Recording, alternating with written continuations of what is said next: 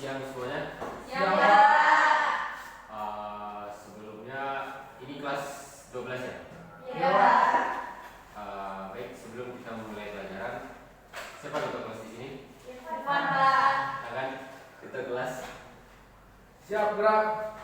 Berbaring Pak. Hormat, gerak. Tegak, gerak. Berdoa mulai. Selesai.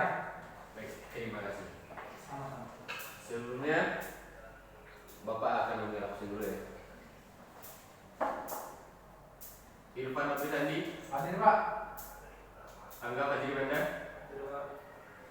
Syarul Ramadan, Sakit, Pak. ada suratnya? Enggak, Pak. Di Alfa ya. Puji Lestari, Hadir, Pak. Elvani Junita, Izinnya saya, Pak. Apriliani, Hadir, Pak. Afrilia Sirani, Hadir, Pak. Suhaibatul Salamia, Hadir, Pak. Cindy Wisra, Hadir, Pak.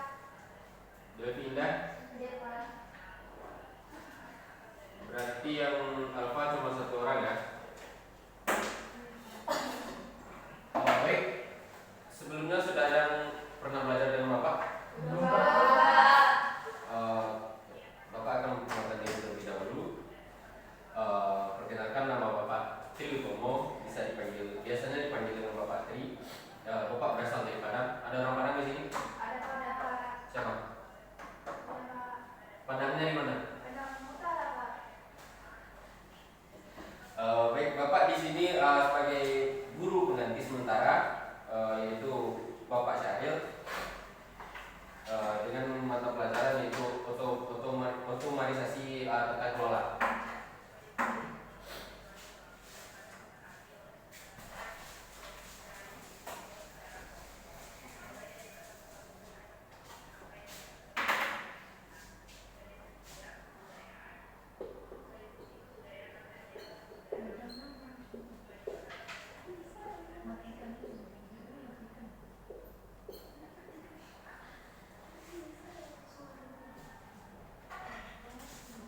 Untuk pertemuan kali ini, Bapak akan mengajarkan materi yaitu tentang administrasi kepegawaian.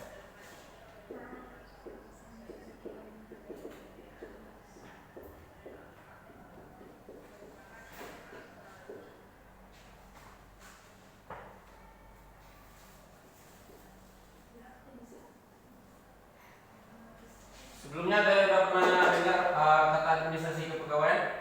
Belum, Pak. Oh, belum ya. Administrasi kepegawaian sendiri terdiri dari dua kata, yaitu administrasi dan kepegawaian.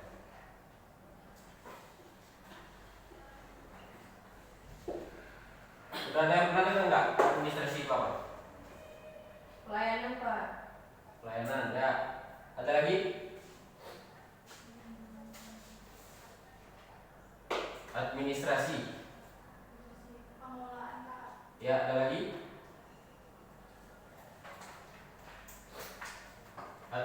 Seperti tidak ada ya. Administrasi itu termasuk pelayanan, pengelolaan yang dilakukan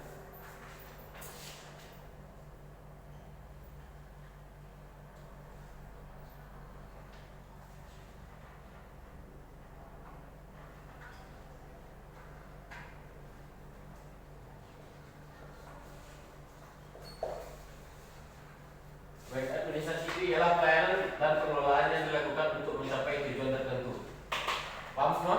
Pak. Untuk kata kedua yaitu kepegawaian. Ada yang pernah dengar nggak apa itu kata kepegawaian? Pegawai, Pak. Ya, pegawai itu kata dasar ya. Iya. Oleh kerja kantor, Pak. Ya. Ada lagi? Bawahan. Ada lagi?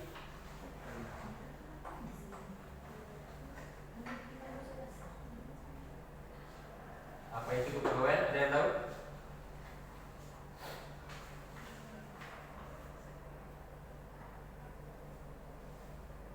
Tidak ya? Kepegawaian itu ialah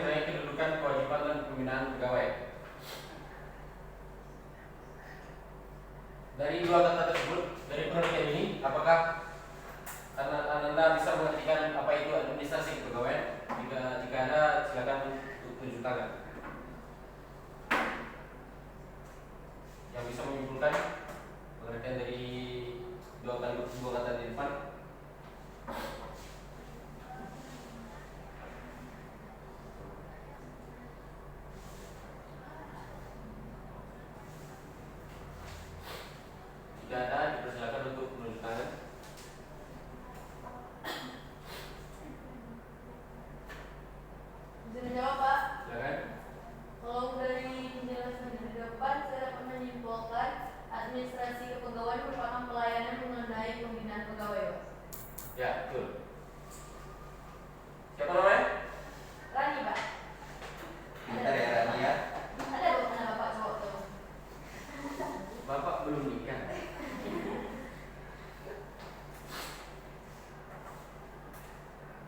Baik, ya yang dijelaskan oleh Rani itu betul. Yaitu pelayanan pengelolaan untuk mencapai tujuan tertentu dari sebuah pegawai, dari seorang pegawai. Selanjutnya yaitu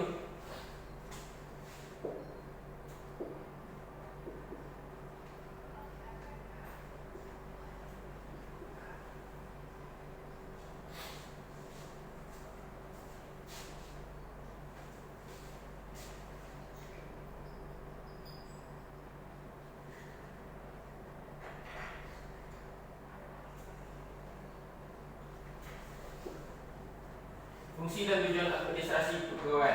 Sebelum Bapak menjelaskan, Bapak ingin membentuk dua buah kelompok yang terdiri dari 4 orang untuk mencari fungsi dan tujuan administrasi kepegawaian tersebut. Untuk kelompok pertama yaitu bagian kiri Bapak, untuk kelompok kedua yaitu bagian kanan Bapak. Silakan untuk duduk per kelompok. Bapak kasih waktu 5 menit. Silakan untuk kelompok 1 duduk per kelompok.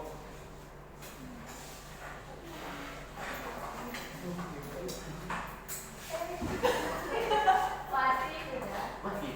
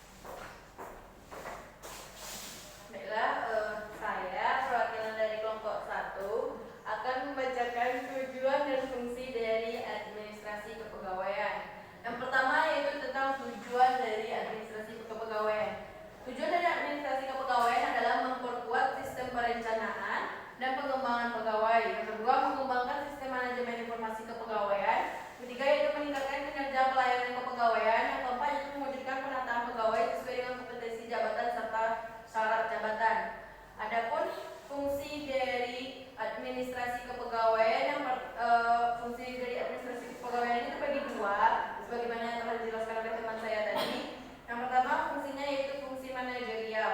Fungsi manajerial yaitu fungsi yang erat kaitannya dengan pekerjaan yang mengutamakan pengelolaan atau tidak dengan hal teknis. Yang mana pada fungsi manajerial ini mencakup perencanaan, pengorganisasian, pengarahan, dan pengendalian para pegawai. Yang kedua yaitu fungsi operatif atau biasa disebut dengan fungsi teknis. Yang mana fungsi operatif atau fungsi teknis ini berkaitan dengan kegiatan yang dilakukan secara fisik dan lebih teknis mencakup pengadaan, pengembangan, kompensasi, integrasi, sampai pada pensiunan pegawai. Baik, silakan duduk. Beri tepuk tangan untuk Rani. Baik, terima kasih dari perwakilan kelompok yang telah menjelaskan fungsi dan tujuan administrasi kepegawaian. Mungkin Bapak akan merangkumnya secara lebih singkat karena penjelasan dari kelompok tersebut terlalu panjang. Fungsi dan tujuan administrasi kepegawaian yang pertama yaitu pengembangan struktur organisasi untuk melaksanakan program kepegawaian termasuk di dalamnya tugas dan tanggung jawab dari setiap pegawai yang ditentukan dengan jelas dan tegas. Yang kedua, penggolongan jabatan yang sistematis dan perencanaan gaji yang adil dengan mempertimbangkan adanya saingan yang berat dari sektor swasta. Dan yang ketiga yaitu penarikan tenaga kerja yang baik.